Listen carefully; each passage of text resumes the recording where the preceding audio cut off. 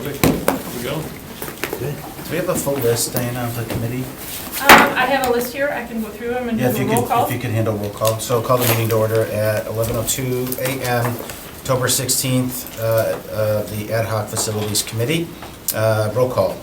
Eric Genrick, Here. Brian Johnson. Here. We also had Bill Galvin, Garrett Bader, Here. Chet Lamers, Here. Paul Martsky, Ian Griffith, Yeah. and Jesse Sharp. So this point we have 5 people attended. Okay. We'll entertain a motion to approve the agenda. So moved. Second. We have a motion by Mayor Genrick, second by Garrett Bader. Any discussion? Seeing none, all those in favor say aye. Aye. Opposed, motion carries. Entertain a motion to approve the minutes. Motion approved. Second. We have a motion by Griffiths, second by Genrick. Any discussion? Seeing none, all those in favor say aye. Aye. Opposed, motion carries. E, regular business 1, discussion with possible action regarding the flow analysis by Bernard Schober for the City of Green Bay, City Hall. You doing an overview? Was that kind of the plan? Or just discuss the report? I think we offered our staff to come to the meeting and do a presentation, but that wasn't required at the time, so. Okay. But I can give you the cliff notes. Yeah, why don't you give us clip notes? That'd be helpful, yes. Couch flashback, thank you.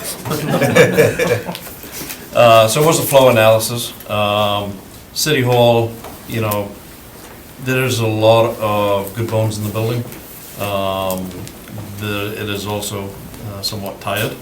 A lot of the flow that we looked at, the non-public spaces are typically not on the first floor.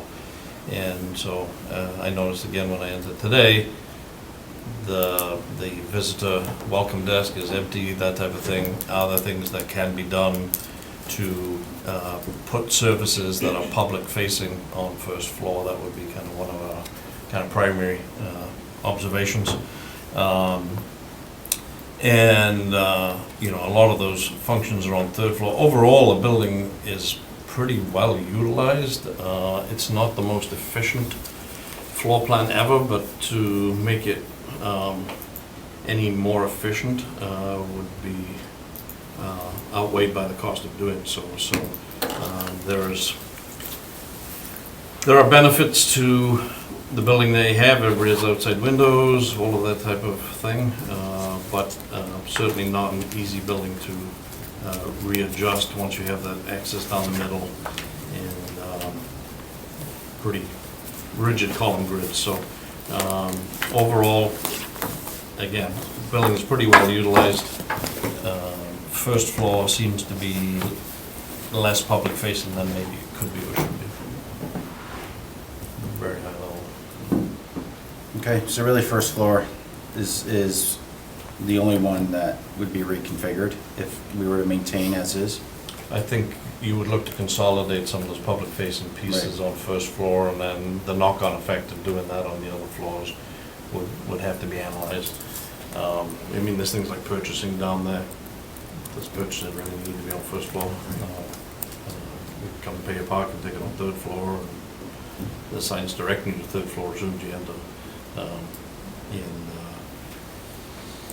And there may well have been other discussion around the visitor location there and the front face of City Hall, but certainly that looks like an opportunity to engage with the public as early as they get through into the building. How much analysis did you do regarding future needs? It was an existing space flow analysis that was requested, and that's what we did. So the recommendation would be from this to move it into what could be. So it's an existing understanding of the building and how it flows and how it's utilized. Okay. It looks like we got an agenda item at the end where we'll kind of discuss all these items, but are there any specific questions about this particular flow analysis? I think one of the recommendations in here, if it wasn't picked up at the last minute, was the need to re-roof the building, and obviously that is occurring as we speak. So we're allowed to crane outside, so that's good. Okay, unless there's specific questions on this flow analysis, I would entertain a motion to just receive and place on file. So moved. Second. We have a motion by Bader, second by Genrick. Any discussion? Seeing none, all those in favor say aye. Aye. Opposed, motion carries. Number 2, discussion with possible action regarding the flow analysis by Bernard Schober for the City of Green Bay Police Department building. Ian, if you would be willing to do the honor again of a Cliff Note version? Sure. Similarly, a lot of the public spaces where you would bring public beyond the front door are up on second floor, which makes a security issue pretty prevalent. Building is generally undersized. I don't remember what page the analysis of the, I think it was page of that actual packet, page 12 of 32 or page 43 of 105. Gives a pretty telling story. Green Bay Police Department average square footage per employee, sworn personnel, is 255 square feet, while the average of the similarly analyzed facilities is 742. Even if you take out Hopkins County and bring that, it still only brings the average down just a little bit to closer to 700. So it's certainly less than half per square footage per sworn personnel than similarly sized pieces. So the follow-up page to that is an existing building footprint on the left-hand side and a proposed building footprint on the right-hand side, simply based on 742 square feet per sworn officer. And you can see that the building is significantly undersized. Parking is also undersized. Parking, as it's defined in the zoning ordinance, says for that building type basically says see zoning administrator. It doesn't have a specific 1 per 500 square feet or any ratio. We assumed it would be something like 1 per 500, just given that it's an office type building. So we said, okay, if it was 1 per 500, what would that look like? Well, it's more than the remaining square footage of land that you have, so we would need a multi-level parking option there if you only took up the existing site that you have. That wouldn't account for any stormwater management or green space requirements again. So you have a pretty tight lot. Evidence storage, again, as part of the flow analysis, there are many locations that evidence storage resides. Probably not an ideal scenario. Building again is solid, maybe too solid, difficult to change. And the garage and the parking is drastically undersized, so it's kind of cliff notes on that one. Okay. Municipal court basement. Real quickly, No, we just got I was to take gonna action say- on this item, so. Yep. The municipal court basement is the workout space Sorry. for the police department, so. Yep, sorry, I think Yep, we're jumping into right, muni court. yep. Yep. Okay, any specific questions on this report? So the bones are solid in the police department? I mean, the building structure itself is Okay. solid, but again, not very flexible. Okay. Yeah, the columns are not well placed in terms of being future flexible. So amidst all the discussion of whether to replace or not, hypothetically, this building could be reused or incorporated into an addition, if you say. Okay. Yep. Yep. There's no reason in my mind that structurally you would need to take it down. Okay. Does it need a lot of updates? Yeah, absolutely. Okay. Like a lot of other buildings, but no. But at the Not risk of drawing what's too many conclusions, that sounds less expensive than maybe Yeah. other previous. From your analysis, and I realize you may need to get a structural engineer in there, but do you think it's plausible to add another story on top of what's there? I think we looked at the original drawings that were from the original AE, and we can't tell If it can go up, there is insufficient documentation to substantiate, so Okay, at this point, we just don't know. right. Okay, Could an analysis be done of the existing structural steel and reinforcement in the yard? That would be the next step if you cannot find the original calculations and documents. and there's some interesting data in here, though, just to get a sense, right, of how undersized maybe we are right now. I mean, you can kind of visually look at it. If you ever walk through the facility, you can quickly Yep. see that. But to have the comparisons is helpful. It seemed to me that our proportion of sworn officers to, other folks that we have, like detectives,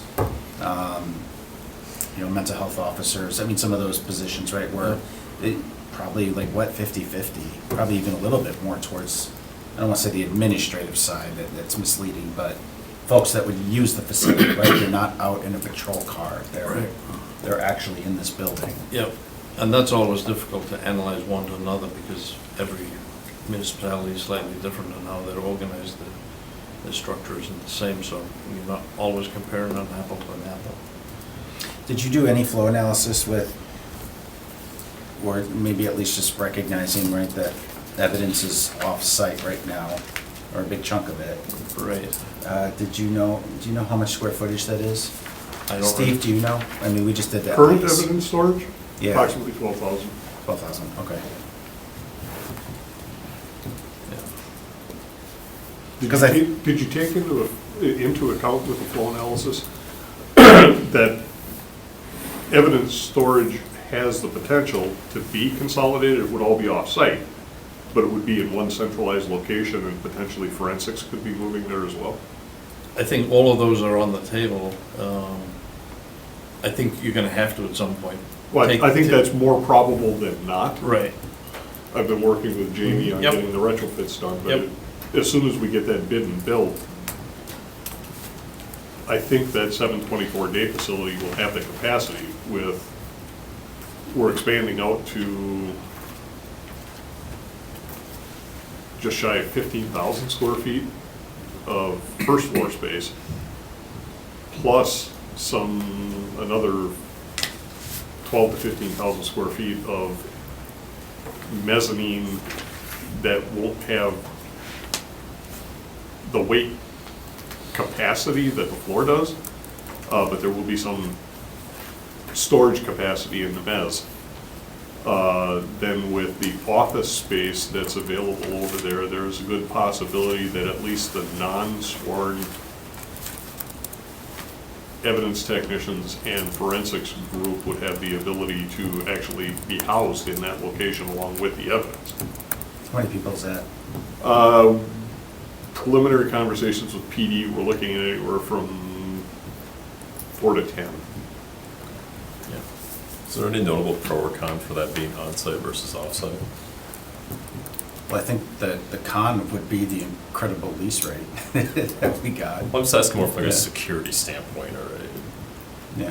Well, having a police presence in that building provides the security you're looking for. Right. Yeah, we just authorized that lease, though, not long ago, and it had really flexible terms for the city and a really good rate, so.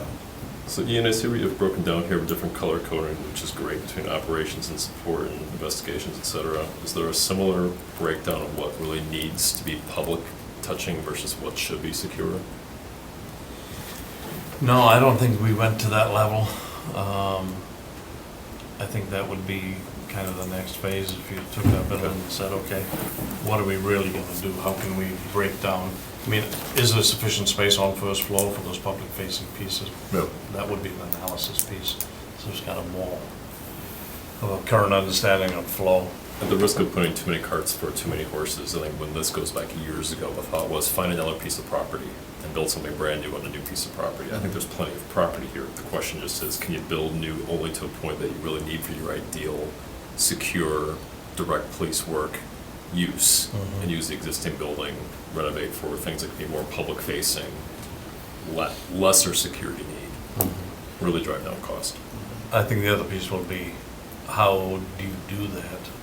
in an active facility. You know, it's gonna require a lot of phasing.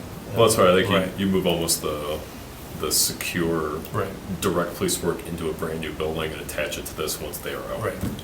So that's gonna start to dictate really, you know, are you putting those public facing spaces in the existing or some of that in the new Right. temporarily or, Right. yeah, there's a whole analysis that we need, there's so many chess moves that could be made. Mhm.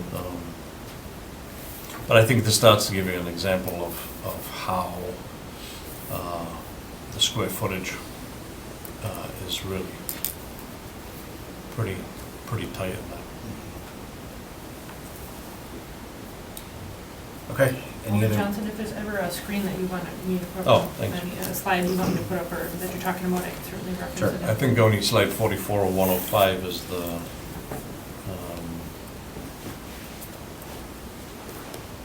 yeah, next one.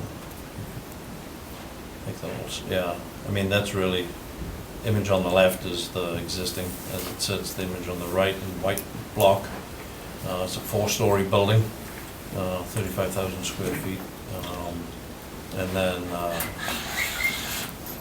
you know, the parking structure would be multi-level as well. Again, we didn't do a complete analysis, but you cannot fit 276 cars in that area on one floor, so. Mhm.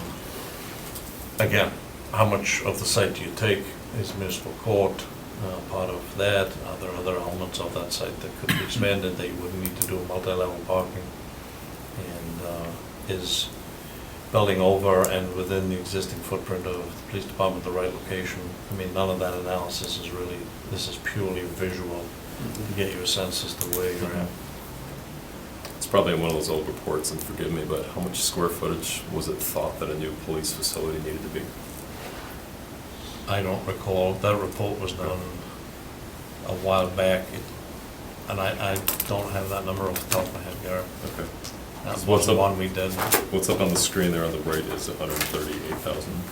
Yeah, and again, that was simply using that square footage average Okay. to get some level of representation, because until you actually sit down and do it, you don't know what that's gonna be, Mhm. but certainly that seems, given how tight a range that is for most of those, you have one that's kind of an oddball, it would tell me that that's pretty consistent.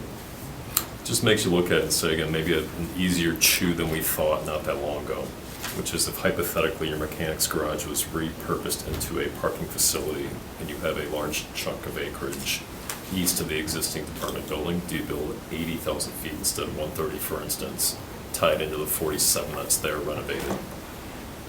It may not be as financially a huge lift as we thought. Yeah, and even if you just, you know, you start to think about the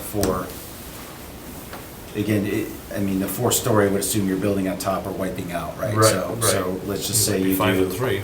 maybe you right? get like 6 stories, yeah, on the Right. front or something that meets your need. Yep. Yeah. Okay. Yeah, like I said, the asterisk on there too is green space and stormwater management requirements. Sure. Yeah. Yeah, and I think we can still be creative, and I think I'm still coming at this with every option is on the table, right? And you start to look at the municipal court building, and we'll go through that analysis, but, I mean, there's always consideration with how that gets managed as well. Meaning, do you need that building? Right. It's not a particularly valuable building.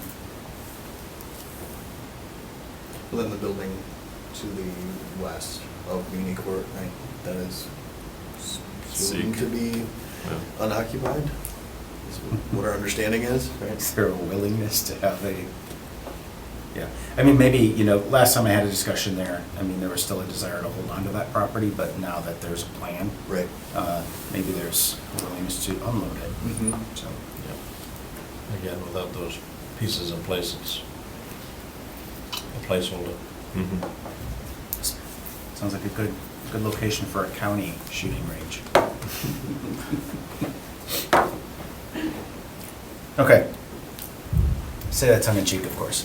Any other questions on this one?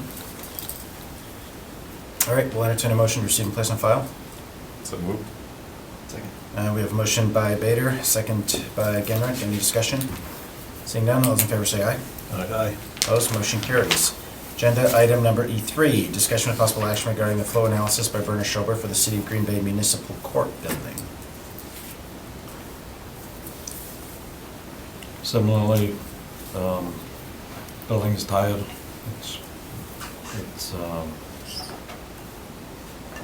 There aren't a lot of occupants in the building. It's pretty sparsely populated. Not a large building. Like I mentioned earlier, the police department has part of the workout space in there as well.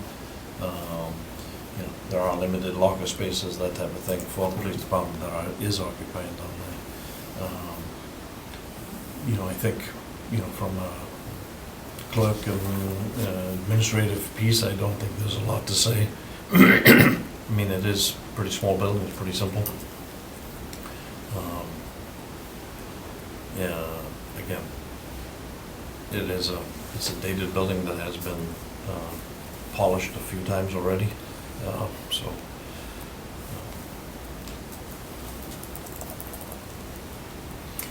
Judge, you just have 4 people, including yourself? Yes. Okay. Yeah.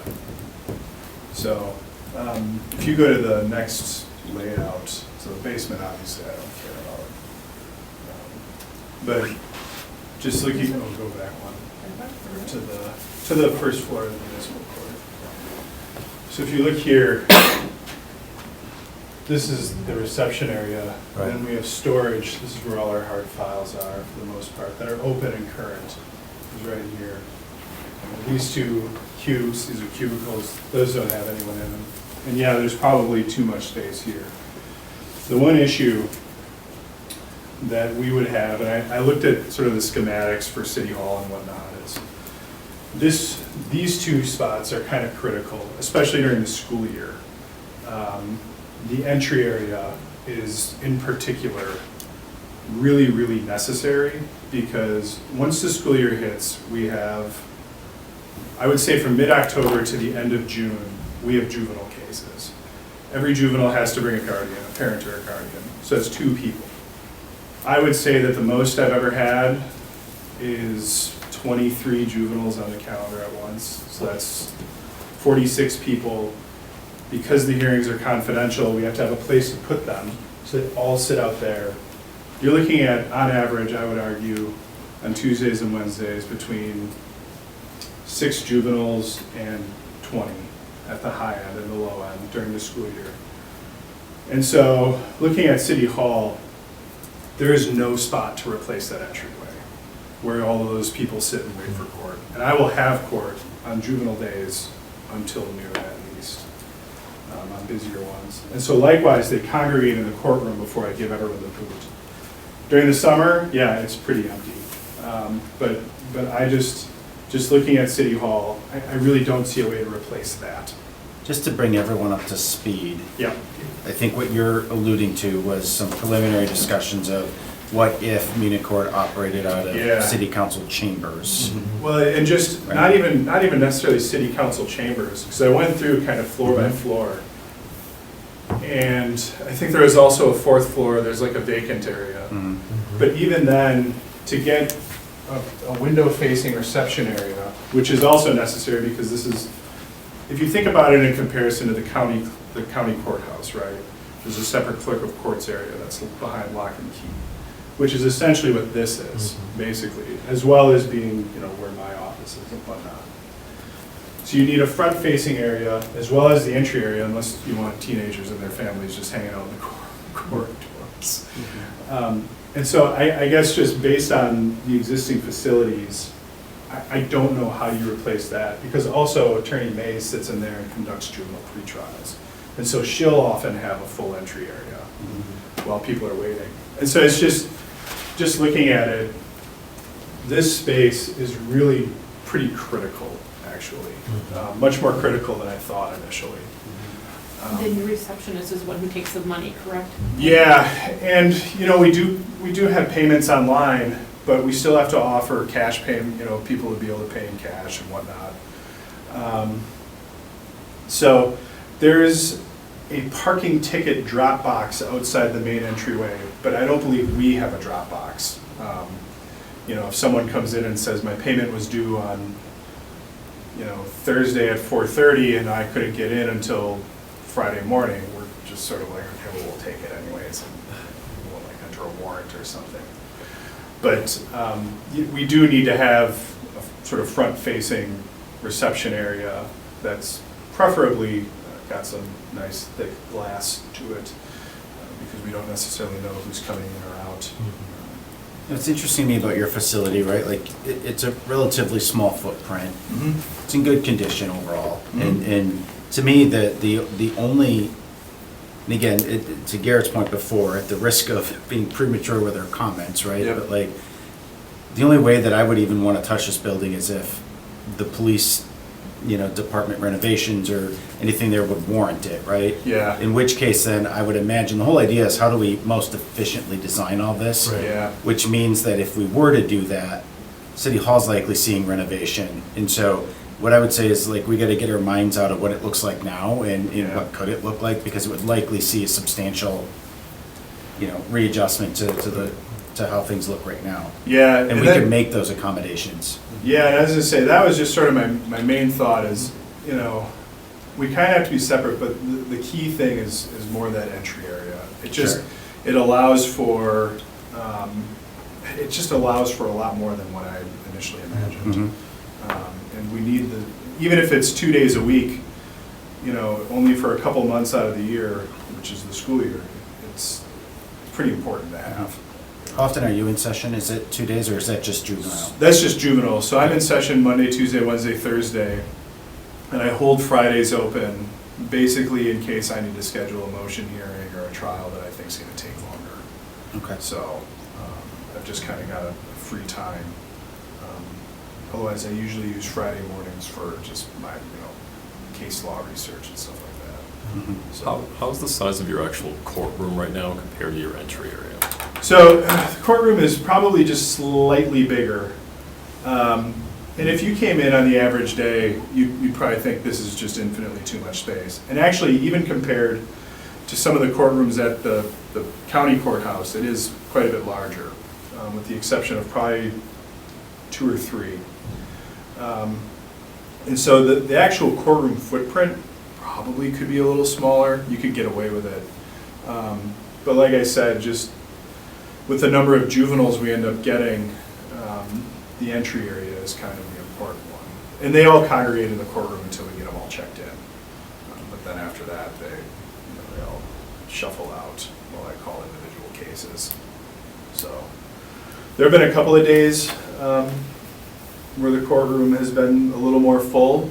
Those are more rare than otherwise. So in theory, could you just flip that, how you'd operate that in City Hall? These are all hypotheticals at this point, but if you actually held court in the conference room on second floor, recognizing that it's juvenile, so you're only allowing the guardian and the juvenile in, right? And then the holding pen, if you will, becomes city council chambers. You could do something like that, sure. I don't know how well it would work, just because the way, once we've got juvenile court going, you would still need that front-facing reception area, because there's going to be stragglers that we're going to be checking in. You can't come into the courthouse or in the courtroom and check in anymore. Could that be corrected with a first floor reception area? It might be. I mean, yeah, that could be. Because that's something we we've already discussed here, Yeah. right? So, okay. It's just food for thought as we Yeah. move into the future. Yeah. Well, and one, where I go again is thinking of that current police department building, which is there a scenario to redo that and move this into the first floor of that? The police building? Yeah. No, by statute we can't. Police and court have to be separate. But if they keep in mind, by that time, police would have moved to a new building. Oh, I see what you're saying. So you're saying if you have a more publicly facing non-police operations in what is currently the police department building, does that get repurposed into something that? You could probably find a way to turn that sort of front area of the first floor of the police department. 'Cause the current building, yeah. With the other needs of the police department that we talked about last time, which is garage, parking, evidence, certain things, instead of even maybe building a parking garage, which is expensive as we know well right now. If the community court building were not there and you have a larger footprint south of the current police department for a even larger building that could be an inside warehouse type facility instead of a parking garage, and that was moved into that, you maybe have more room on that site where you're not buying more land, you're taking best advantage of what you have, and tying something scalar, albeit with some separation that maybe could be. Yeah, it's just, yeah, I mean, imagining that scenario, you could certainly scale down our operation if you were sort of putting it into a newer building, absolutely. Just as, yeah, the main thing is, as long as it's not, like, the police department and court are separate, and then also we're not attached to a bar, Yep. is the other thing. By statute cannot be. Only Fine. Wisconsin, but we need to Yeah, yeah. explicitly say Some that. logic there. So if you're thinking of putting like a brew house in that Wait. warehouse space, we cannot find that area. I was, all joking aside, like when the public interfaces with either the police department or municipal court, like it's not a crazy idea to think that you'd have some kind of shared rationale there. Yeah, Right. and so it's fascinating because there will be people, and it's especially when a warrant is issued for non-payment, who will go to the police department to make their payment. Right. And the police will accept the payment because then they can send a note to cancel the warrant. But, yeah, so in that sense, there is sort of that overlap, but at the same time, just we have to be a separate and distinct entity so that, for appearance's sake, obviously. I just see a similar publicly facing type of, plaza or gathering area where this is this level of municipal government, and yes, you have different doors you go into or different, reasons, but Yep. just, again, something to think about. In Ashwaubenon, I believe, they've got that gigantic municipal building, and where they hold court, I think, is in the village board chambers. The one side of it, right? Yep, but then Ashwaubenon Public Safety, you cannot actually access Ashwaubenon Public Safety from the area. Like, the public can't sort of go through a hallway and Okay. find that from the same entrance that you would enter for court. Okay. I find it intriguing that this is the one that spurred the most conversation. Probably because it's an easier nut to crack. Well, right. Yeah. Well, but it seems like you have a lot of unused space and some space that needs to be resized. Yep. That maybe has the most flexibility, truthfully, Yeah. to fit into a lot of other places. Yeah, I mean, I have a shower in the bathroom attached to the chambers, like, I don't really need that. I think Mark Borpinski's the only one that ever used that, so. Well, I would see a better personal link up with, a police/municipal campus, not dissimilar from what it is right now, just a Yeah. little more cohesive than a municipal court city hall campus personally. Yeah, It seems like a different customer, if you will. yeah, it is, certainly. Okay. Okay, any further discussion on this one? If not, we'd entertain a motion to receive and place on file. So moved. Motion by Bader, second by Genrick. Any discussion? Seeing none, all those in favor say aye. Aye.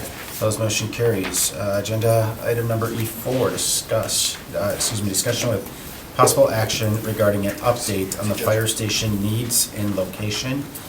Do we want to maybe go over the public piece of this and then close session? Sure.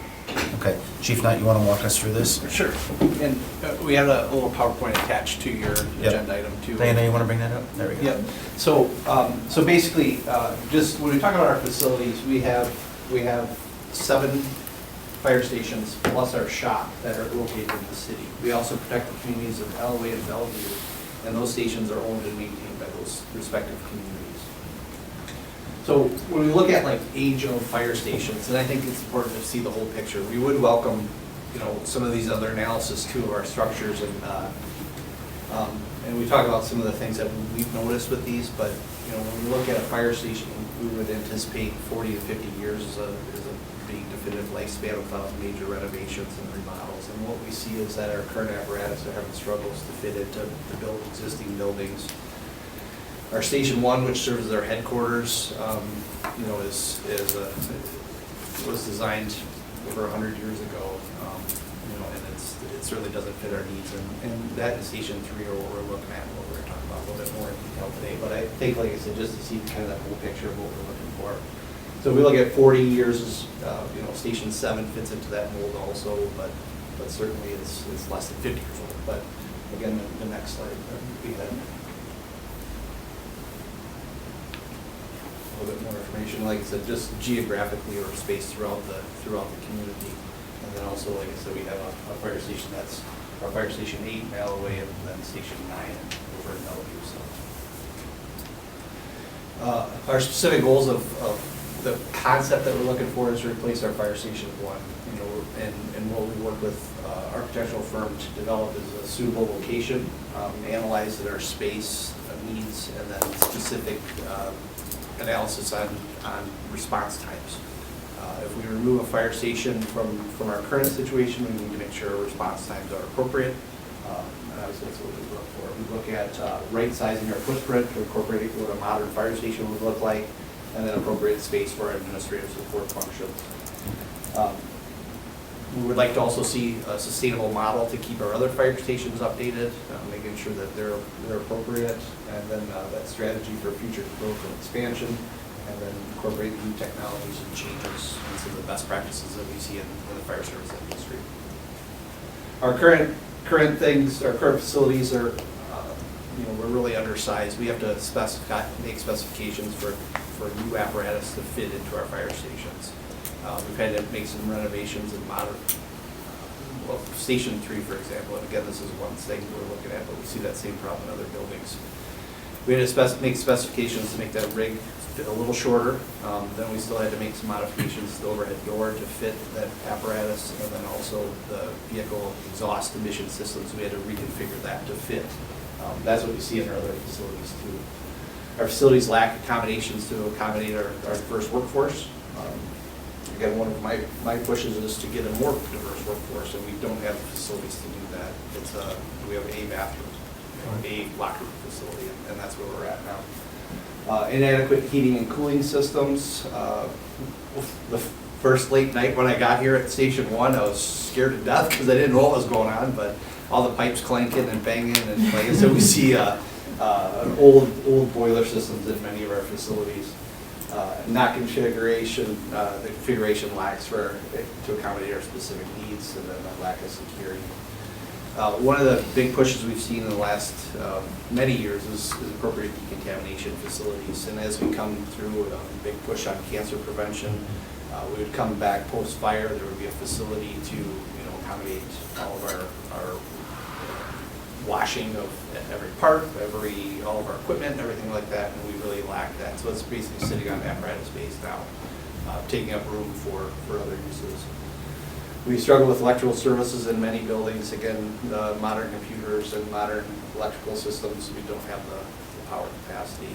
Some buildings do have backup power, but it's basically not a full redundant system. It just provides some power sources.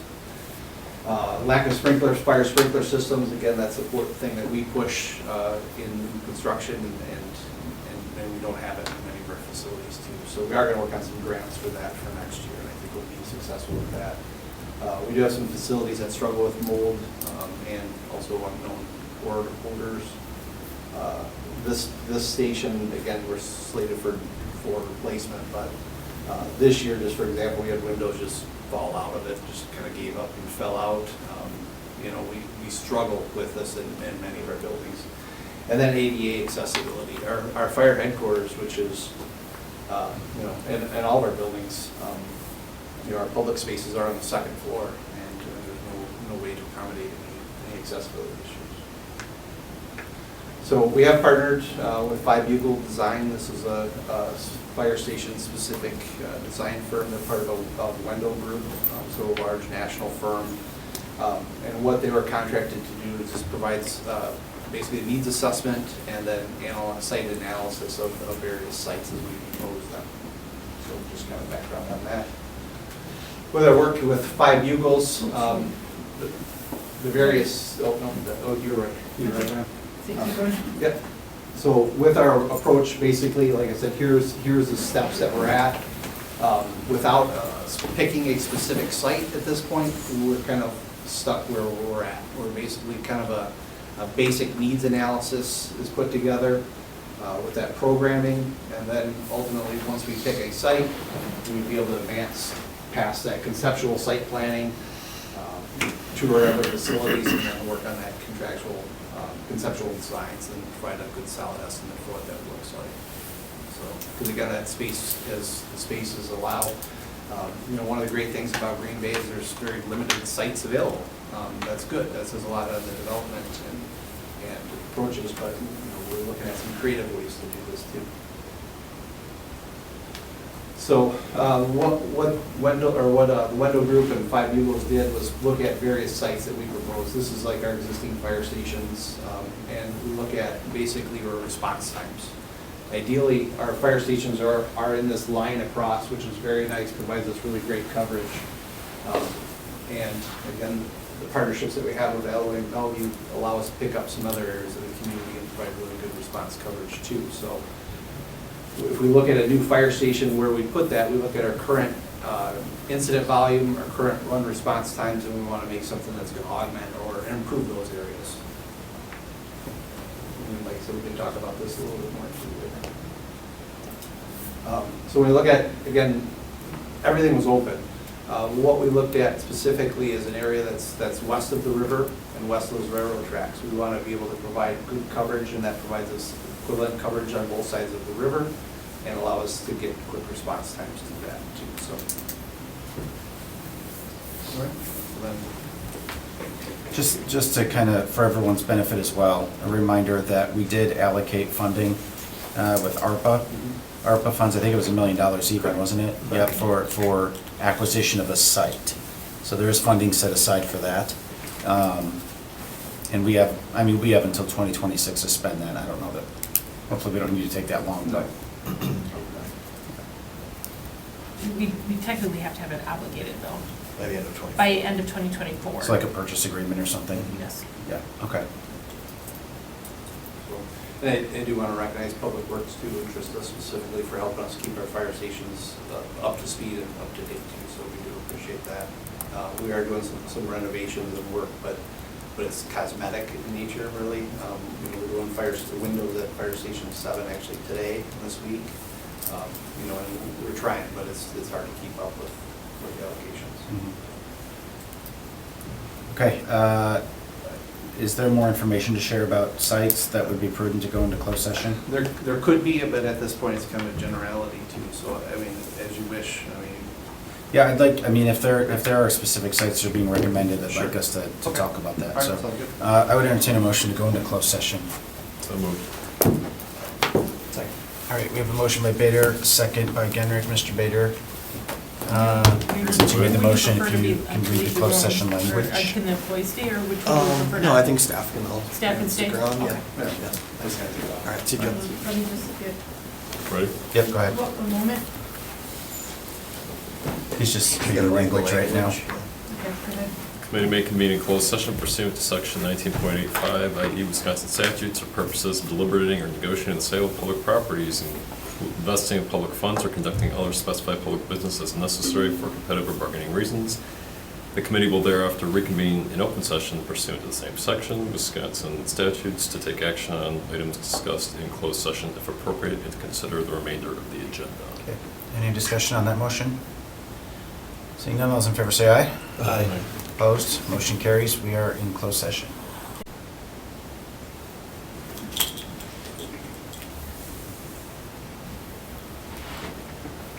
Good? All right, we'll entertain a motion to return to regular order of business. So moved. Second. We have a motion by Genrich, a second by Bader. Any discussion? Seeing none, all those in favor say aye. Aye. Opposed? Motion carries.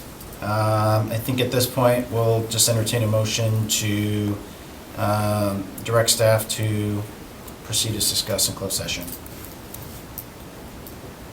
So moved. Second. We have a motion by Bader, second by Genrich. Any further discussion? Seeing none, all those in favor say aye. Aye. Opposed, motion carries. Agenda item number E5, discussion with possible action regarding portions of the citywide clean energy plan that pertains to city building. Melissa, I assume this is Yes. you? Yes.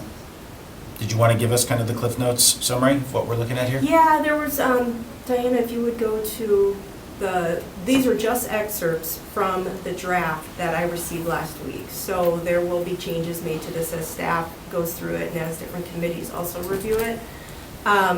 In 2022, the city, along with Green Bay Water Utility and Metro Transit, partnered, applied for a grant, and have been working on a comprehensive energy plan for the city, for community-wide.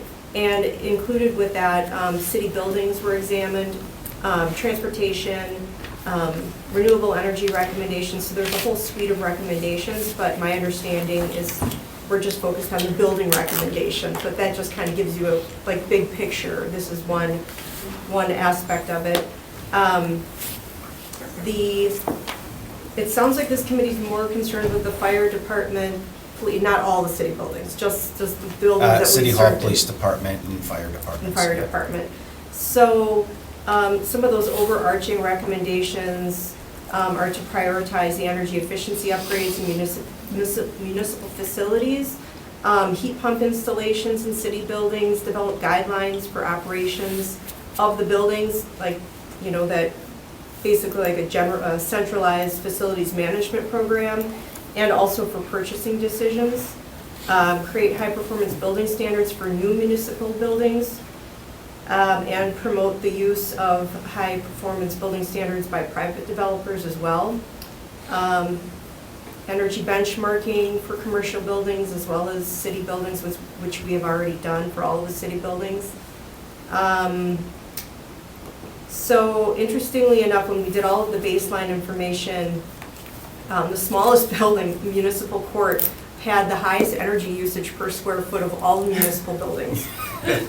And part of that is Must be that shower. the fitness center in the basement. So there's a lot of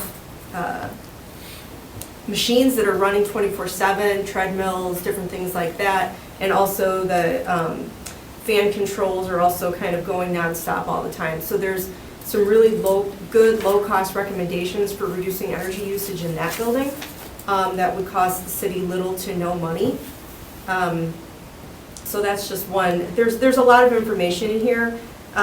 If you scroll down to page number, I think it's, keep going. There's a table called Table 2 of potential savings for municipal facilities. Page 8. Oh, no. We're on, looking to see what page number it is. The upfront cost of doing some of these facility improvements and then the payback periods, that's really what I wanted to draw your attention to as far as some of the payback, most of the payback periods are between 1 and 3 years. 94, Diana. For regaining, that's the energy use intensity, that previous slide that shows of the buildings we looked at. The bottom of page 94. Yeah. I think if you scroll down a little further on that page. There you go. That one.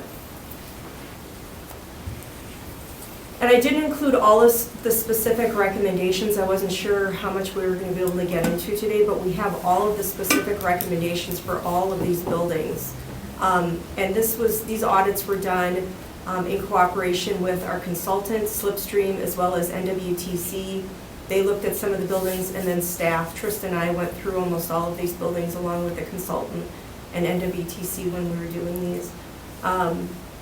So we show the payback period as well as what the carbon savings is going to be, because this all ties back to our climate goals, as well as the cost savings to the city as well. So I can get you all of the specific recommendations for Muni Court and for Police Department as well as the fire stations, as far as if that's what the focus of this group is. City Hall did pretty well from an energy use standpoint on a energy use intensity scale.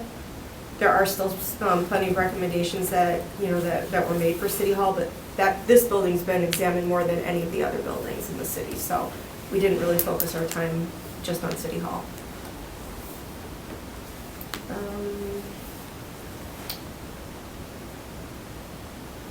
I mean, there's a lot of good recommendations here, not just, actual projects, but developing guidelines for how we operate our buildings, who's in charge of managing the buildings from a facility standpoint.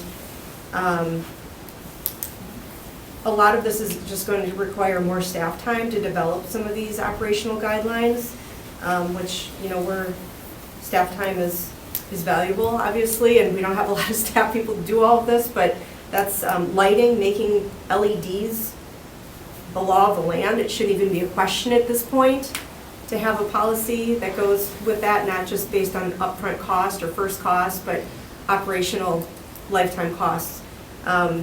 So that is something that many municipalities have done as part of a purchasing policy that should be considered. Also developing a policy for plug loads. We went through different buildings. There's just a lot of just a lot of stuff plugged in all the time, being run that doesn't need to be running all the time. That's a really low-cost measure that the city can implement from a policy standpoint.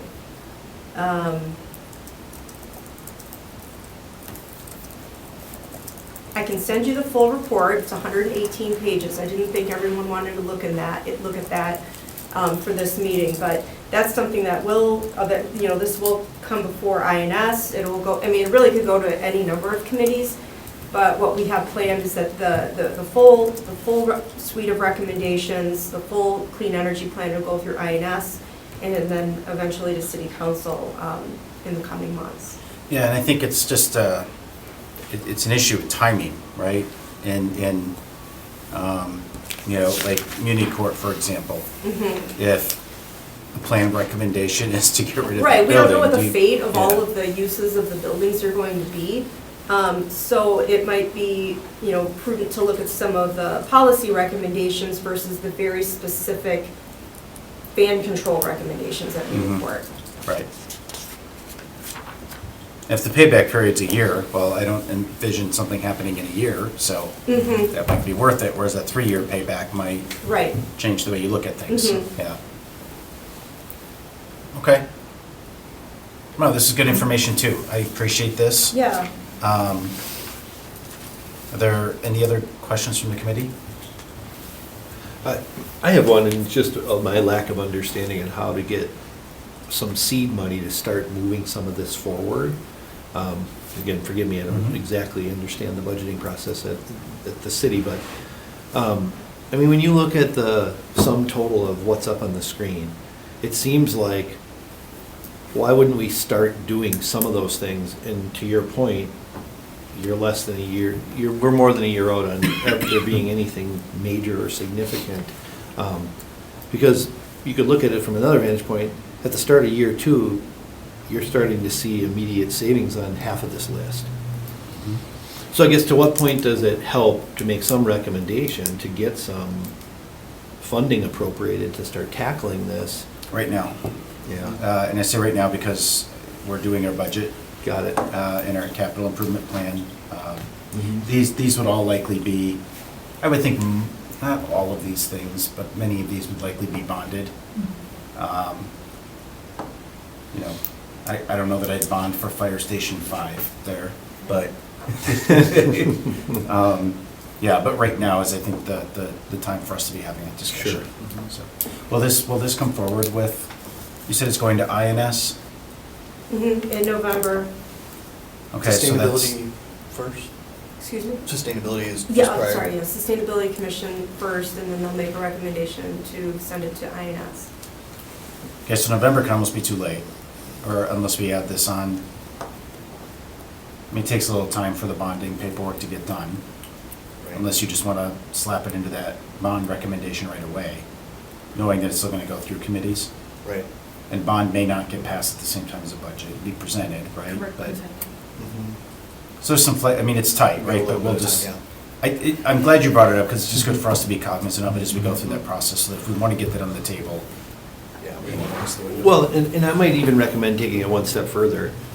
What if you picked a number that you felt confident in, and you gave the staff some guidelines to say, so long as you can document a payback in under 10 years, we're going to entrust you to every year be identifying, let's just pick a number, $150,000 worth of initiatives, whether it's staff time, as she mentioned, or whether it's actually physically doing work. But to me, there's this tendency, and I understand it, but yet I don't, we talk a lot about it, but we don't get anything done because we're crippled by just that. There's no budget to do it. We want to do it, we know we need to do it, but there's not a budget line item. So, could you see maybe the takeaway to say, we recommend funding a set amount in every budget with the goal that before projects within that lump sum get approved, they have to document some sort of a payback in some manner. Right. Yeah, so I think that's a good recommendation. Because then your staff is next year already working on, Sure. okay, if we know we have 150 grand coming in year 2, Where's the best bet? where's our best bet? Mhm. Well, the reality is you wouldn't really need to budget for it if it's saving you money. Yeah, right. Right? It's Great just point. Reallocating. Sure. Because the biggest, my initial reaction to that is, well, the state law is gonna limit us and how much we can add into the budget, but if it's just a reallocation, it's a little bit more attainable. And that's, I'm gonna go back to my first comment, where I don't fully understand the regulations, Sure. Hang on. but I'll put it in perspective. At NWTC, we put $250,000 in about a $10 million capital budget every Mhm. year for energy HVAC improvements, and they have to document a payback and/or be eligible for focus on energy incentives. So we take that 250, and a lot of times there's a compounding factor, because you get 40, 50 grand back in focus rebates. Okay, so I've been there for 15 years. You can literally look at our energy use curves going in a downward trend. And, I'm pretty confident to say we probably recaptured a good majority of every dollar we put in.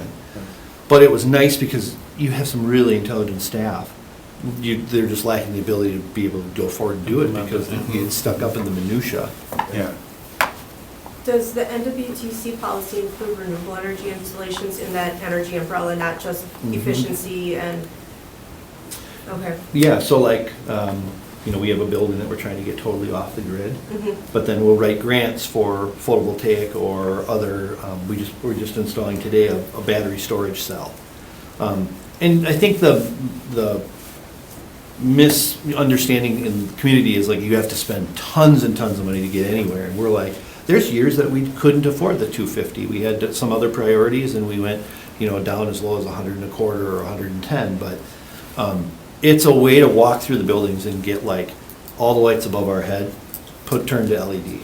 It's not major renovations of the rooms, but at least gets you going in the direction of trying to get some of the stuff that's costing you money prioritized. Right. Yeah, and the thing that we haven't had until this document was produced is really any solid recommendations to move forward with. So now that we have that, I think it totally makes sense to do what you're suggesting. Yeah, you might not even need to bond for this, I mean, I don't know. Yeah, I mean, the nice thing about bonding is that it is a bit more flexible in terms of being regulated by state statute. Yeah, And so there is that flexibility. yeah, because I'm looking at it's still a 3-year payoff, so you'd have to, you could pull a short-term note on that, and, Okay, good. I think it's something that, Diana, we ought to at least get maybe to the finance committee. And I know it doesn't necessarily align with when we go to INS sustainability, but if we want it in the A budget. lot of these things could go in so many, Right. there's recommendations for so many different departments Yeah. that it can go a variety of ways. It's just that I'm in public works and it's just, and Steve, so we're in Yeah, yeah. Trista, so it just kind of made sense at this point. Yeah, and I'm just thinking at some point, like before the budget, right, it should probably land its way somehow into the finance committee discussion so that it can at least be contemplated in this year's budget and/or bond request, so. Diana, would that, you go the full document then for draft recommendations at this point? No, I would say Or if you even- can let's shrink it down to the numbers for finance committee. Right, recommendations. Right. For finance to adopt potentially. I think it could literally just be, this is a bond request of this much money, and lump it together. But I can assume that this is again only recommendations for buildings. I'm sure there's other recommendations in this whole document, correct? There's To save money fleet in other places. recommendations with the payback analysis, there's the renewable energy recommendations as well, and then the policy recommendations. No, There's a okay. lot. So is it even ready? Well, I We mean, I could do think. it, we could do another bond, right? Yeah, If potentially. we do it phases, at least, the idea Kind is of if you were lowest to put hanging 100, Yeah. Mhm. you could put, 150,000 in, at least in this year's bond request, or for some of this, and then at least get part of this started. Yeah. Okay. Okay, so we'll, your point is taken, and we'll talk about it, I think, with Finance Committee at the staff level. Maybe can come back with a recommendation on the best way to implement financially some of these items. Okay. So with that, I would just entertain a motion to receive and place on file. So moved. Do you have a second? All right, somebody besides. I stepped out, I think that was up to me to. So we have a motion by Genrich, a second by Griffiths. Any discussion? Seeing none, all those in favor say aye. Aye. Opposed, motion carries. Agenda item number E6, discussion with possible action on the 24-28 capital improvement request and potential 2024 bonding request for city buildings. Dan, I assume this is you?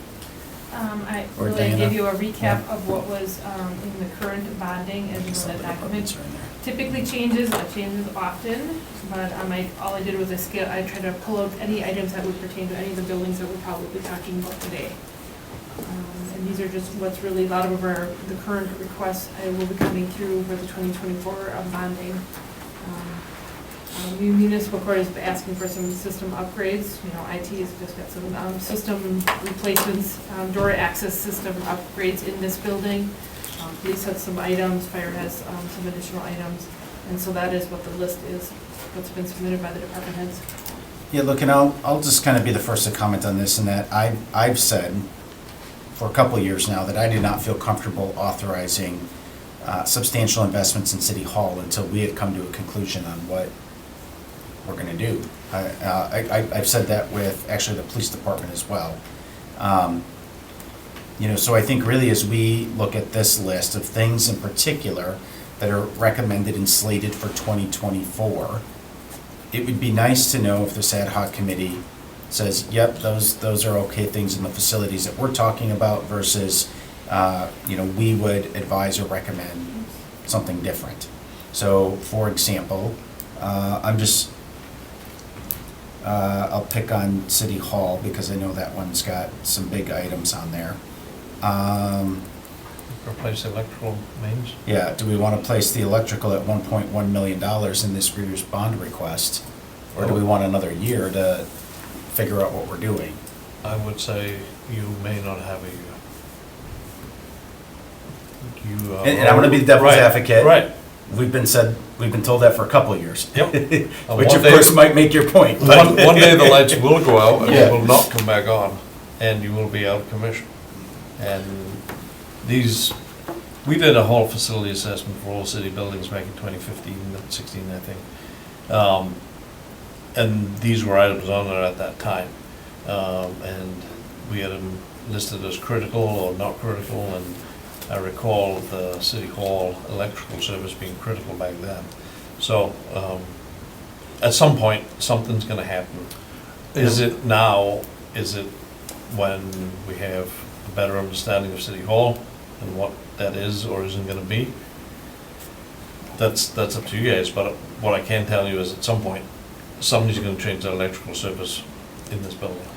And I'm going to add on to that. There are a couple of things that I'm going to point out. One is, we're doing a similar project at NWTC, and the lead time on the equipment is like 40 weeks. Yep. So, If you can get it. if you can get it, and so the challenge you have is, it fails, and I think everybody thinks like some sort of a portable truck's going to pull up and just like bring you power for the next year. They still have to tie into something. The second thing I'm going to make as a point is, even if this building was repurposed, let's just say, can't fathom it, but City Hall becomes a new police station, you're still going to have an electrical service that comes to the building, and it's probably not going to be moved from where it is. Right. I mean, that would be like the last recommendation that your team would Yep. probably make. Yep. The third thing is, let's look at the bottom of this, and let's say this is 100% accurate. How do you smooth out your big expenses over time so you don't have a $4 million bond followed by a $50,000 one? I mean, that's obvious. Yep. So I'm looking at it and thinking, do you do it because it helps you in the following year to be able to spend your money on something maybe sleeker and that you actually want to do more than this? How much of that cost is actually the equipment, because it's a great point, versus the labor to install it? Probably 50/50. Because this is a very notable point, because my experience here was just 49 weeks. Yeah. We got it after ordering it last October, 2 weeks ago. Yep. So that's not crazy, that if you're gonna need it anyway, whatever's gonna come into this building, if this weren't here the way it's used, you're gonna need that equipment. So do you at least buy the equipment, even if you don't schedule the installation? Good Could point. be an Good interesting way to distribute the bomb load. Well, and it's similar to potentially what we've done with fire trucks and Right, right. a couple DPW items, right, where you don't really bond, you just authorize the purchase. Right, because, I mean, for better or for worse, and this doesn't even reflect the city's full bond request. Mhm. Yeah. I will tell you right now, there are way more requests than we have the capacity to bond. Sure. And so that might be a nice way to shave off Mhm. half a million. One thing I will mention in regards to the electrical service in City Hall is this number that's in here is several years old. So this is the number we've been using for 2 or 3 years. I'm sure prices have gone No, up they since then. haven't gone up at all. Actually, they've gone down. yeah. If there's any interest to really include this in the bond request, we would have to do a quick analysis in the next few days to see how accurate that Yeah. number is, because we're going to be discussing the bond request next week at Finance. I suggest we do that, Dan, and try to separate equipment versus labor. I think that's a very notable discussion point. Because if it does take a year to get here, right, Right. we're, And we're finding on some stuff, it is less than a year. And we're finding on other things that it's way more than a year. I mean, again, depending on the size of these systems and switchboards. And sometimes it's just the one component that you need. You can get the rest of it, but it's that one piece that you cannot get your hands on. And that drives the rest of it, so. so we jumped down to that item first, and I think we at least got a general consensus around some direction for staff. What I'd like to do, because there's only a handful of items here, courtroom sound and security system for municipal court at 50,000. Is that movable equipment? Or is that site specific? That's site specific, well, I believe it would be site specific. I mean, no, I'm sure if they've installed it in 3 years from now, they wanted to move it, I think they could take it with them. Right, Yeah. and what I'm trying to get at, is this an urgent need now versus maybe next year we take it up once we have clear vision of where we're at?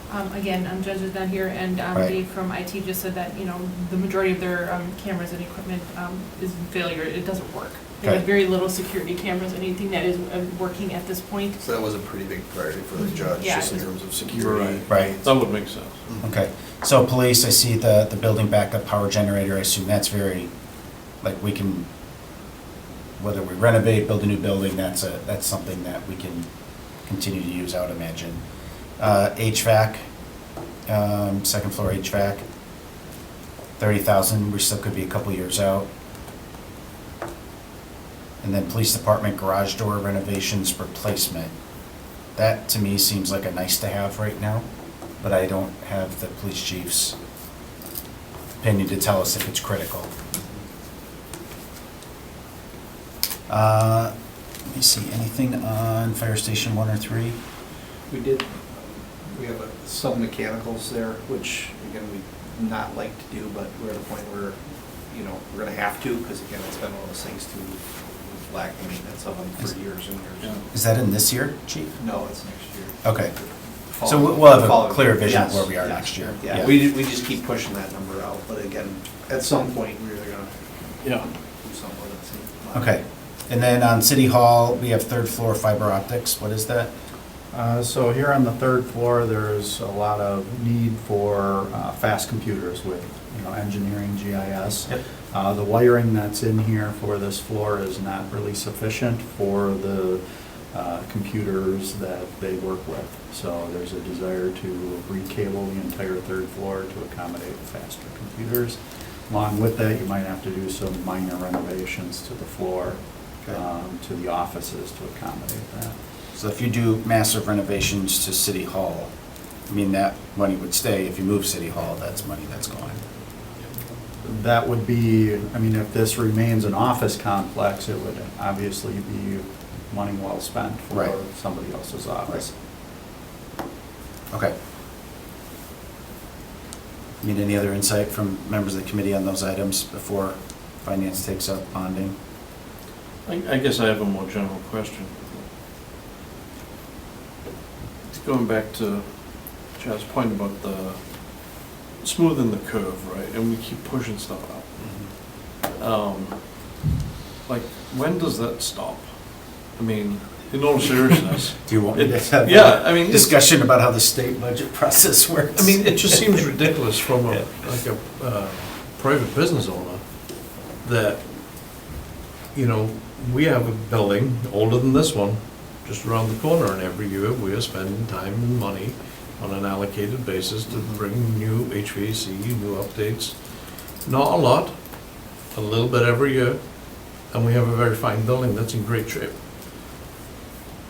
It's not that hard a concept, and I know you all understand it, but how do we get there? Is, at some point, something catastrophic is gonna happen in terms of the infrastructure of some of your buildings. I think part of the struggle is that, you know, we have so many needs on the more public-facing infrastructure, the roads and bridges, right, where that kind of needs to be the priority, because that's what the public is most visibly seeing and benefiting from. And it's the things that are less public-facing that we have historically been and continue to be most reluctant to invest in, because you have limited resources. Sure, and it just gets worse, right? Yeah. Right.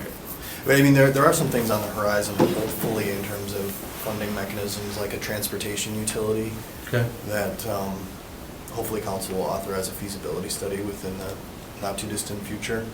That could help us with, you know, those things like roads and bridges, and then potentially frees up more money to make these kinds of investments just to our facilities that are desperately needed. A lot of it, though, Ian, is just limitations from the state on how we generate revenue. Yep. And it forces municipalities, villages, towns to really bond for everything. And that's why you're seeing more of them have growing debt, Right. because it's the only path forward to get these things done. Yeah. I mean, it's just that slow and steady wins the race Yeah. approach that at some point, somebody has to be able to get on that bandwagon, even if it's very incrementally first. So, Yeah.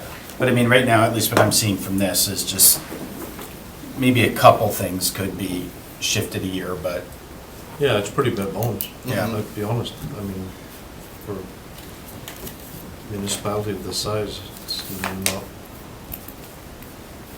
doesn't seem like big dollars to me. Yeah, you're not seeing the pavement budget. Right, Yeah, exactly, this right. is I'm just- sure. This is just the buildings. And I appreciate it, because the Yeah. street was done in front of my house last year, so. Yeah, I mean, we'll probably be looking at like, what, I don't know, $30 million bond request with all sources. All in, yeah. Yeah, Mhm. so it's definitely more than what you're seeing here. Yeah, right.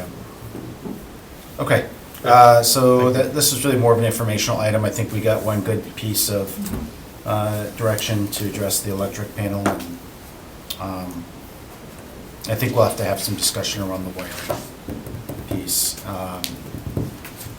Because to me, it would make sense to wire at the same time that you would renovate. Yeah, I think the only response to that from Steve and others would be, you know, we're just kind of chugging along. Right, and that's the With piece that I think we gotta learn more. Right. Yeah. With, you know, a lot of pieces of software that require a lot of bandwidth. And this is like Right. kind of holding staff back and stuff. Right. Tristan, do you have anything you can add to that, or? For the electrical? This is fiber. Oh, for the fiber? I mean, I can say that I hesitate to use GIS and do that at the least amount possible, because it takes so long to load and it's very cumbersome. Mhm. Um, Okay, so we'll entertain a motion on the CIP, receive and place and file. So moved. Second. All right, we got a motion and a second. Any discussion? Seeing none, all those in favor say aye. Aye. Opposed, motion carries. All right, final item, discussion with possible action regarding next steps. Ian, I saw on the reports at least, the recommendation was the space needs assessment. Talk us through, because admittedly, I thought that's what the flow analysis was. So, I mean, much like the conversation, I think, around the fire station, it's, what do you look at first? Do you look at the site? Do you look at what your needs are? Or what you think your needs are, or what fits where? Because it's really not, it's not clear in my mind as to what the chess pieces, if there are pre-envisioned chess moves, what those are. If folks around the table have those chess moves kind of mentally identified, I think that gives us a tighter parameter to start working to. I think we have some gut instincts maybe, right? But here's ultimately what I wanted to see, and I go back to maybe a little bit of what the school district did, right? Where they kind of went through a very robust process and made some recommendations in terms of facility savings. Think of something comparable, though not identical, which is, hey, city, if you did option A, it would cost you this much. If you did option B, it would be this much. Option C would be this much. And those options would be, you could renovate City Hall, you can build a new City Hall, you can renovate police department, you can add to the police department, you can build a new police department, right? And I think the fire department's almost one that's a little bit easier to tackle, given the nature of some things there, but again, I have gut instincts of where we'll land. But what I want is like some type of assessment where I can look at the information, maybe some projected estimates, so that we can say, yep, okay, I'm making numbers up. Sure. Let's say it's $20 million to renovate everything, but it's $25 million to build, right? So then I can look at it and be like, okay, building makes more sense, because you get more years out of it, you know? Sure, no, right, understood. Yeah. Certainly that analysis can be done. I think you have a lot of good documentation of what you have existing. So that's, you know, if what you have and what you think you need are similar, then you already got half of it done, right? It's now taking that information and starting to say, okay, what if we combine these? What if we split this? What if we double up here? What if we, you know. So what's the name of that assessment? So it's a programming Yeah. piece. So you're really trying to start to identify what those parts and pieces are and what is the best placement for them. You know, we've got several projects that we currently have that, you know, what they went into it thinking was one thing, came out completely different, because it was, while we didn't realize that that's what the cost was gonna be for adding or moving or trying to consolidate, or, you know. So there's a lot of factors that go into that, but that is a programming exercise. Yeah, very clearly programming exercise. And can you do sort of like what Alder Johnson was suggesting in terms of like, almost like scenario comparison? If you can make assumptions and say, okay, Yeah. we're gonna assume in all of these scenarios that police department is gonna be X square feet. Mm-hmm. It's gonna be double what it is right now, that's what we're gonna assume. We're gonna assume if we can fit that in this building, what can we fit it in? I mean, there are some really high-level pieces that can be done, but in order to get an accurate piece, you really need to program what you have existing and what you actually would like. Because you have square footage now, like in City Hall, that isn't necessarily allocated, but it's utilized. Mm-hmm. And so we try to go through each floor by floor and identify which department it was and how it was grouped, and are there elements of those groups that can be taken out? Does purchasing, for just to pull one, does that need to be in City Hall? Is that tied to something? Mm-hmm. Or can that be remote? Well, I would even look at, I mean, another police department, right? You saw how much square footage they, compared to the baseline, that were deficient, right? So Mhm. I go back again, if we're gonna build a 4-story addition to the police department, does it make sense instead to do a 10-story addition and then City Hall's in it? And now this becomes available for something else. But for me to be able to kind of see that comparison, Sure. I just don't even know if it makes sense or not, right? Right. Is there a front-end limit on available bonding or available reasonable financial ability that should even drive that first?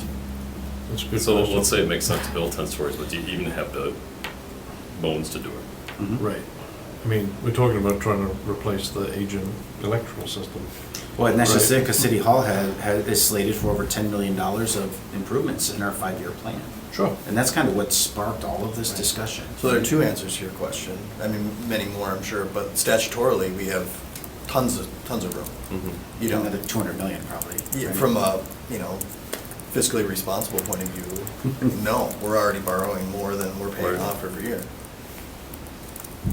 I personally like the idea, as we've been hearing all this conversation, I've kind of clumped in mind, like, police and community court seems it makes a lot of sense to me. Fire makes a lot of sense to me, and city hall separately makes a lot of sense to me. And I don't think that the rush needs to be to necessarily combine, but I think you have to look at realistically, what do you ideally want to spend? Who's your likely user of each facility?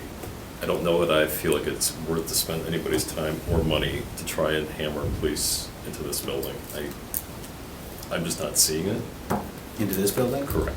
Oh, no. Yeah, No, but I'm I saying, would agree with that. that's just one example scenario, Right. but how many, squares do you want to fit into, how many Exactly. circles is what I'm getting at. Right. So if we look at places where we already own dirt in different clumps or can find reasonable dirt for new purposes, whether or not that's tied in with private development to help the TID part of things, I think there's enough information that we have with maybe one or two little bits needed that we can figure this out without spending a lot more time on analysis or cost of analysis and paralysis by analysis that will follow. Right. Well, one scenario that I would like to see modeled is a combination of municipal court and city hall and expansion of PD at their current footprint. Right, like that seems like a reasonable thing to analyze. And that's the gut instinct, right? Yeah. Because But that's kind of yeah. what I'm feeling too, Mhm. right? But There's a lot of land at the city hall site, especially if you go vertical in certain ways, I think can make a lot of sense at zero land costs or very minimal. And you're spending almost all your money then on actual building. PD site, you mean? Is that not what I said? City Hall. PD, thank you. Yes. Okay, I was That following one. along to it later. City hall south. Wait a minute. Yeah, it seems like there's, like, daytime functions, city hall, municipal court, and there's 24-hour functions, Mhm.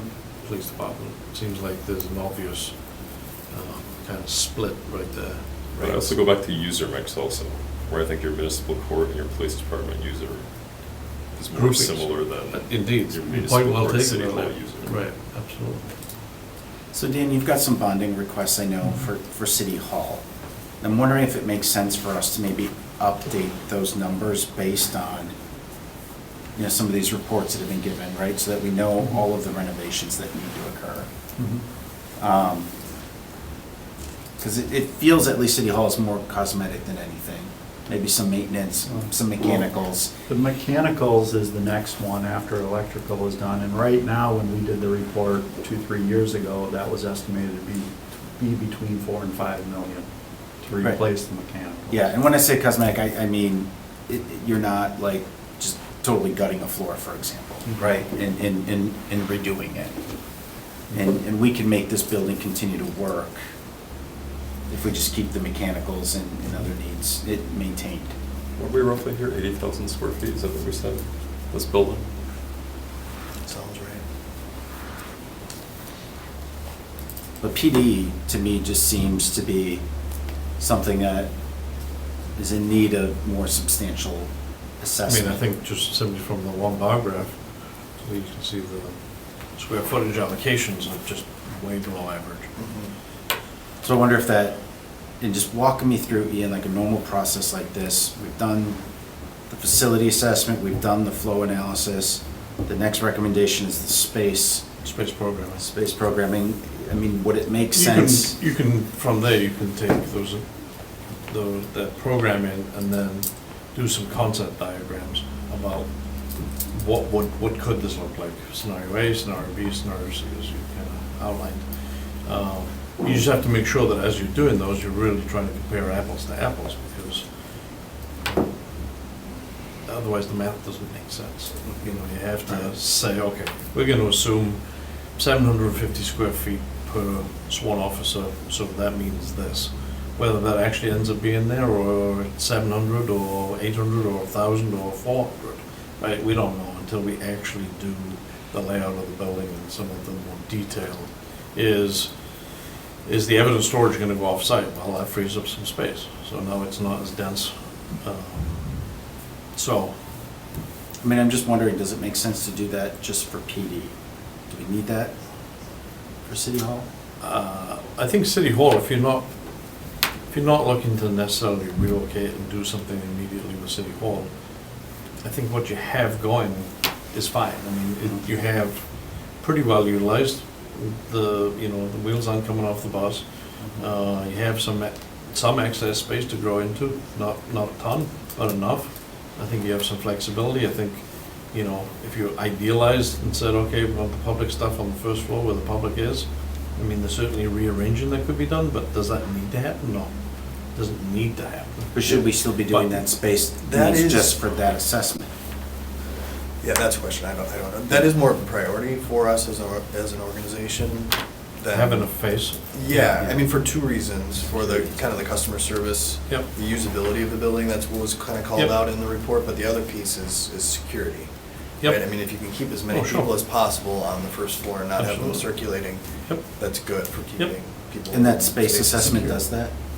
It'll say, this is what you need, and this is the So a recommendation. of how we scenario lay would it be, out. keeping everything as it is. Scenario would be, okay, relocating, elements of 4, 5, and 6 to 1, and moving 1 up to 3, 4, 5, right? And then we can say, okay, there's an approximate, 20,000 square feet here, 5,000 here, 5,000 here, X dollars per square foot, roughly equates to this. Yeah, do you remember off the top of your head, what was the 5-year cost for City Hall? If it were all in, if everything was done, that was on that wish list? 10 million. It was roughly 10 million. So if you take 80,000 square feet, $275, but you're talking $22 million to rebuild a City Hall, if you assume that same Mhm. square footage. Not saying you automatically need every one of those feet, What did you put for square footage cost? 275. I think you're like, So all more to the point. Yep. So let's even say you're pushing 25 million, and you're gonna spend, I think the immediate need seems to be PD. The immediate availability seems to be that site to do something, whether it's for them, whether it's combined with Right. something, I don't know. Yeah. I think that should be the biggest takeaway today, is that property should be ground zero for doing some new building on it to serve some function. This seems less and less of a moving need for me, and more of a do the work to make this function for the next 50 years, Mhm. and we call it a day. Will the renovation achieve 50 years? I think What this- can you reasonably get out well, of like the mechanical renovation? system that's been in here has been in this since day one. It's been here 60-plus years. The boiler seems to be working today. It is. I'm like, what day was that, where everyone was freezing? I'm like, Oh, I'm yeah, kind of that's dying. all right last week. A little chilly. Okay. Okay, But so again, recognizing those are the- long-term changes to the building infrastructure. I mean, the amount of air coming into this room that was allocated 60 years ago isn't what's required today. Right. And so you're, updating the number of air changes, the quality of the environment of your employees. There's other less tangible assets. You got the energy efficiency piece to go to Melissa's piece, How Give me how a- could that be done? Give me a budget range. I'm not holding you to a number, right? But like, for order of space needs for PD and City Hall. I need to crunch some numbers. Are we talking 20,000, 100,000? Not 100, no. I Okay. think you've got a lot of the information on your existing right here. Now you want to parcel it out. Okay, so if we want to take next step, seems like that's the next step, right? Because we don't even know how to begin to envision a renovation to PD unless we've got that done, right? So, contingency could be a viable option if we wanted to find a funding source for it this year yet. ARPA interest, another one probably. Yep. So, to me, the walk away, yep, Can I just ask a question, just to clarify, because I know with the flow analysis, there was a little bit of a disconnect on what the expectation was. If we can clarify what the deliverable will be, Right. and to make sure that that's what you're expecting. sure. So maybe that's what I would request for our next meeting, because we're coming up on 2 hours already today. So for our next meeting, if we can do that in a month, can we have an update on fire department? And then if we could have a scope of work that's drafted to identify exactly what you're saying, right? So the committee can look at it Yep. and be comfortable with it, and then Yep. maybe with that, a recommendation on a funding source that we can send over to finance committee if we decide next month to That makes more sense. move forward. Yeah, sounds good. Does that work? I like it. Yep, okay, Should we make that motion? sure. Is there anything else that we would want to see by next month? Do you want updates to the city hall numbers that are allocated? Yeah. Is that Yeah, independent? we of- may need that sooner than later, because if we're talking about the bond request, we at least need it for the electrical portion, not necessarily for the mechanical. I think it'll be more of an informational update at that point, because we'll likely have done the budget by then. I mean, we can certainly crunch and update the number that is in the facilities as well, if that's something you'd like us to do. Go ahead I and do think that would make sense. Okay. Okay. We'll do that. Okay, and then if anything else comes up, we can always add Sure. it to the agenda, but I think that's a good motion. Okay. Diana, did you capture that? Yep. The motion that the mayor made there? Is there a second? Second. All right, any discussion? Seeing none, all those in favor say aye. Aye. Opposed, motion carries. I think at this point, it's just, that was the last item, right? So we entertain a motion to adjourn. So moved. Second. We have a motion, a second, any discussion, no discussion. All those in favor say aye. Aye. Opposed, motion carries. All right, thanks, folks. Thanks a lot, that was really Hour 58. helpful discussion.